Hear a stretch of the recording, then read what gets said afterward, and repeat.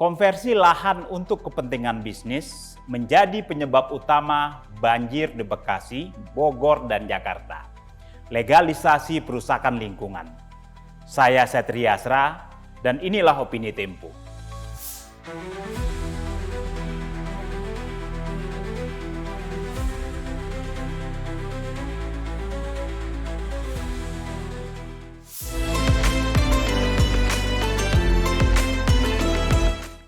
Ibarat orang cari-cari daun, tapi tidak mencari akarnya. Begitulah pepatah orang Melayu yang menggambarkan sengkarut penanganan banjir di Bekasi, Bogor, dan Jakarta. Setiap kali banjir melanda, publik menonton publikasi besar-besaran tentang pejabat yang menangisi kerusakan lingkungan, membersihkan gorong-gorong dari sampah dan membagikan bantuan ala kadarnya. Tapi akar persoalan banjir tak pernah dipetakan. Alih fungsi lahan di bantaran sungai dibiarkan hingga Teluk Jakarta makin dangkal akibat pembangunan tak terkendali. Tanpa solusi permanen, banjir akan terus datang. Hujan dengan intensitas tinggi yang melanda wilayah Jabodetabek menimbulkan gelombang bah pada Selasa 4 Maret 2025. Bekasi, kota penyangga Jakarta, menjadi kawasan terparah yang terendam banjir kali ini. Menurut Badan Penanggulangan Bencana Daerah Bekasi, tinggi muka air Kali Bekasi pada hari itu mencapai 875 cm. Padahal batas normalnya 350 cm. Pemerintahan Kota Bekasi lumpuh lantaran 8 dari 12 kecamatan terkena banjir. Saat banjir datang dan merendam sejumlah perumahan di Bekasi dan Bogor hingga atap, mitigasinya pun sangat lambat. Pemerintah pusat dan daerah tergopoh-gopoh, seakan ini bencana yang baru terjadi. Padahal semua orang tahu, Jakarta dan sekitarnya sudah langganan banjir sejak 1621.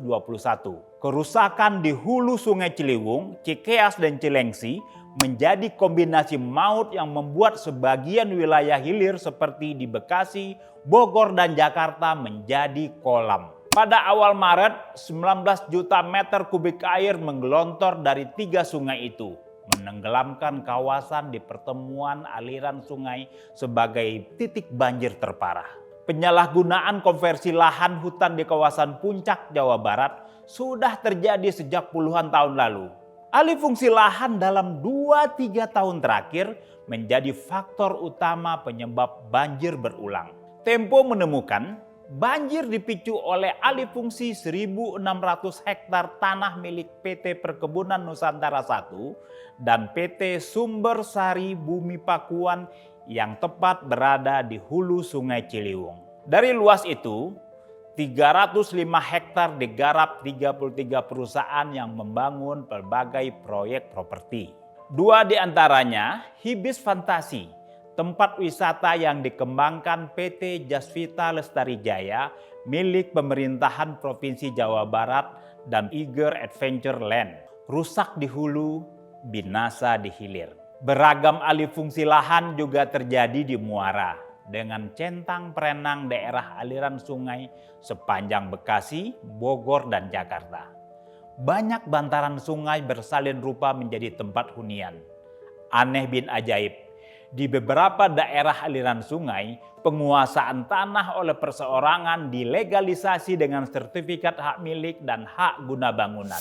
Dari sisi kebijakan, biang keladi bencana itu adalah Undang-Undang Nomor 11 Tahun 2020 tentang Cipta Kerja. Aturan sapu jagat yang mendewakan investasi dengan mengesampingkan daya dukung lingkungan. Aturan ini menjadi sumber malapetaka karena jadi alas pemerintah mengubah tata ruang wilayah yang menjadi dasar alih fungsi kawasan.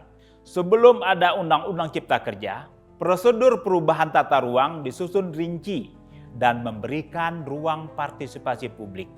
Kini, proses itu dipangkas dan sentralistis. Dengan dalih mendorong kegiatan ekonomi, pemerintah pusat dan daerah memberi izin serampangan pada alih fungsi lahan dan kawasan resapan air besar-besaran di kawasan Puncak. Undang-Undang Cipta Kerja juga berkontribusi pada kerusakan di hilir dengan menghapus kewajiban pemerintah menjaga tiap daerah aliran sungai memiliki 30% hutan. Tanpa batas minimal itu, daerah aliran sungai kehilangan daya serap sehingga bisa dipastikan area sekitarnya terkena banjir ketika badan sungai tak mampu menampung luapan air akibat intensitas hujan yang tinggi. Banjir berulang hanya bisa dicegah dengan penyelesaian seluruh rangkaian masalah. Menangguk simpati lewat konten murahan di media sosial cuma dilakukan pemimpin yang miskin gagasan dan hanya memikirkan diri sendiri. Simak opini dan liputan selengkapnya hanya di tempo.co.